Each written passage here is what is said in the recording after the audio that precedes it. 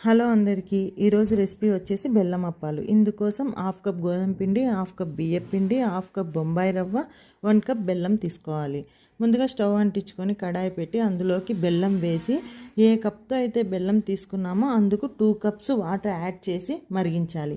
ఈ మరిగేటప్పుడు కొంచెం ఇలాచీ పౌడర్ వేసి ఆ తర్వాత గోధుమ పిండి, బియ్యం పిండి, బొంబాయి రవ్వ అన్నీ వేసి కలిపి స్టవ్ ఆఫ్ చేసి పక్కన ఉంచుకోవాలి. తర్వాత అందులోకి కొంచెం నెయ్యి యాడ్ చేసి గోరువెచ్చగా అయిన తర్వాత మన చేతికి నూనె కానీ ఆయిల్ కానీ అంటించుకొని చిన్నగా అప్పాల్లాగా వీడియోలో చూపించిన విధంగా చేసుకోవాలి. తర్వాత పక్కన కడాయి పెట్టుకొని అందులో ఆయిల్ వేసి ఆయిల్ హీట్ అయ్యాక మీడియం ఫ్లేమ్లో పెట్టి అప్పాలు వేయాలి.